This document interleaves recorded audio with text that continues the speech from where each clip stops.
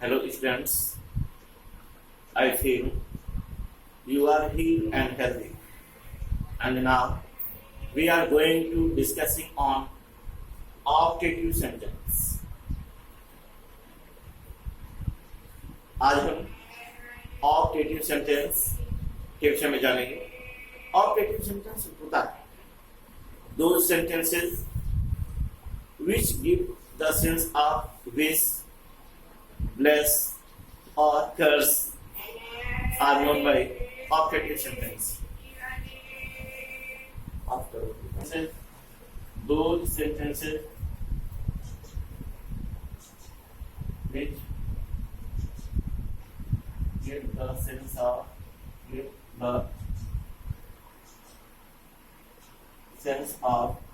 wish,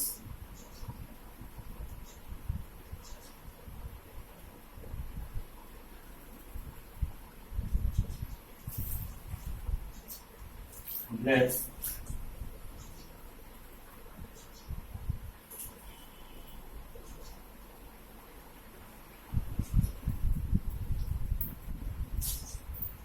or curse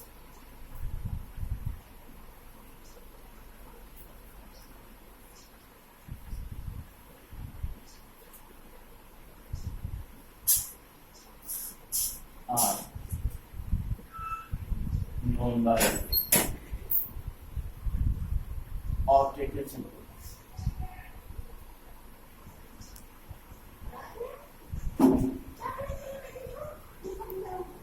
हम लोगों ने देखा ऑब्जेक्टिव सेंटेंस होता क्या है। दो सेंटेंसेस ऐसे sentence which give the sense of, जो सेंस देते हैं किसका, विश शुभकामना का, ब्लेस आशीर्वाद का, या कर्स अभिशाप का। ऐसे सेंटेंस जिनसे शुभकामना, आशीर्वाद व अभिशाप देने का बोध हो, उन्हें आप ऑब्जेक्टिव सेंटेंस कहते हैं। Objective sentence begins with may. Most of objective sentence begins with may, but not contains question mark in its end. ऐसे सेंटेंसेस की शुरुआत में से तो होता है, लेकिन अंत में क्वेश्चन मार्क नहीं होता।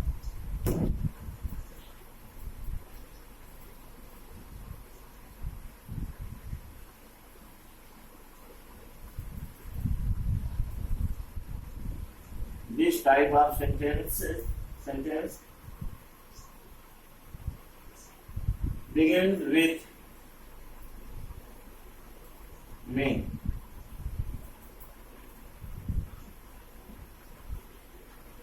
but not consist question mark and its end. ये तो सामान्य सी परिभाषा में आपको बताई कि ऐसे सेंटेंसेस जिनसे शुभकामना देने का, आशीर्वाद देने का या अभिशाप देने का बोध हो, उन्हें आप ऑब्जेक्टिव सेंटेंस कहते हैं। लेकिन वास्तव में हम कैसे आइडेंटिफाई करें कौन से ऑब्जेक्टिव सेंटेंस हैं? तो याद रहे, मोस्टली ऐसे सेंटेंसेस जिनका प्रारंभ में से हो, जिनके शुरू में आए लेकिन अंत में क्वेश्चन मार्क ना हो। अगर कोई में से शुरू है, अंत में क्वेश्चन मार्क है, तो वो ऑब्जेक्टिव सेंटेंस नहीं होगा, वो इंटेरोगेटिव सेंटेंस होगा। तो याद रहे, ऑब्जेक्टिव सेंटेंस का प्रारंभ में से होता है और लास्ट में क्वेश्चन मार्क नहीं होता। अगर में से शुरू है, लास्ट में क्वेश्चन मार्क है, तो वो ऑब्जेक्टिव सेंटेंस नहीं होगा। अब हम देखेंगे ऑब्जेक्टिव सेंटेंस का इनडायरेक्ट कैसे बनाएंगे। इनडायरेक्ट हम किसी भी सेंटेंस का बना रहे हो, हमेशा हमें तीन चीजें याद रखना चाहिए, क्योंकि उन तीनों स्पॉट्स पर करेक्शन करने की जरूरत होती है। आप जानते हैं, वो फर्स्ट स्पॉट है रिपोर्टिंग वर्ब सेट,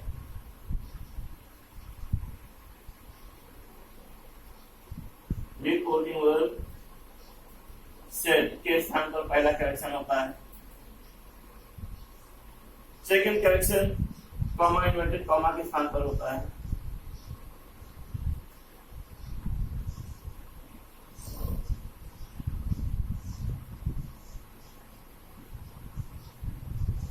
और थर्ड में प्रोनाउन वर्टेक्स बदलते हैं। तो ठीक है, हम ऑब्जेक्टिव सेंटेंस का इनडायरेक्ट बना रहे हैं।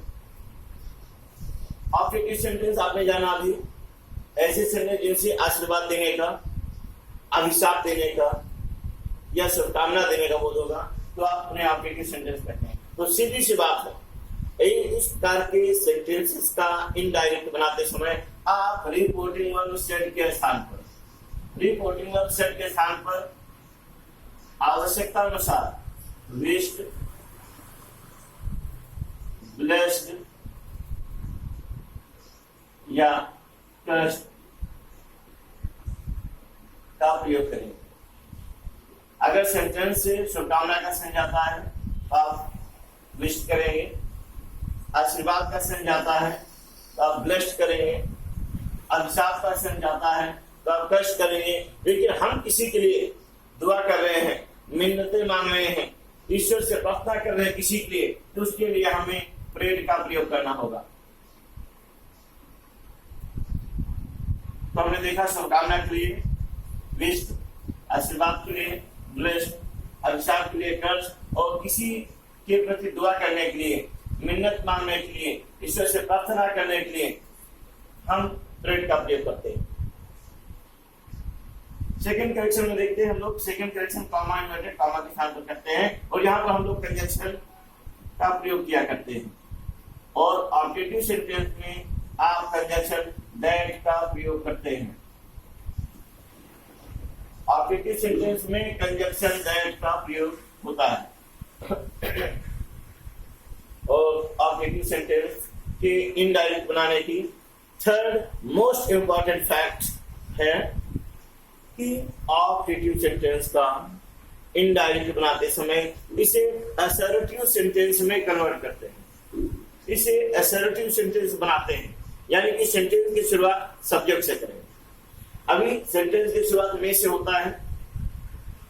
मोस्टली सेंटेंस ऑब्जेक्टिव सेंटेंस में से शुरू होते हैं, लेकिन जब हम इनडायरेक्ट बनाएंगे तो मे का प्रयोग सब्जेक्ट के बाद हेल्पिंग वर्ब के रूप में करेंगे, मे को माइट में कन्वर्ट करेंगे और सेंटेंस की शुरुआत हम सब्जेक्ट से करेंगे। यानी कि ऑब्जेक्टिव सेंटेंस का इनडायरेक्ट बनाते समय इसे असर्टिव सेंटेंस में कन्वर्ट करते हैं।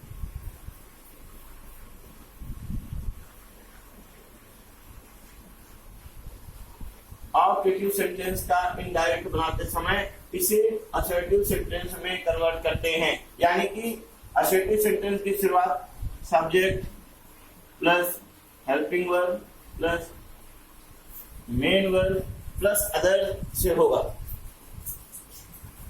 और डिटेल से समझने के लिए हम लोग एग्जांपल ले रहे हैं।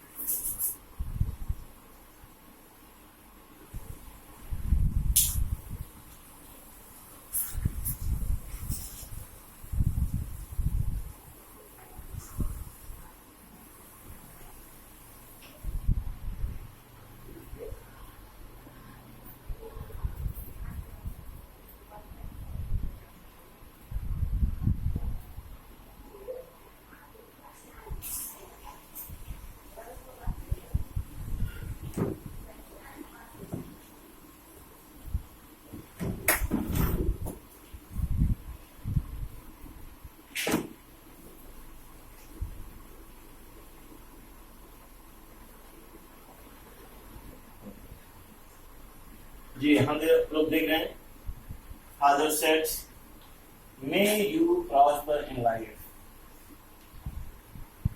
फादर ने कहा आप जीवन में समृद्ध हो,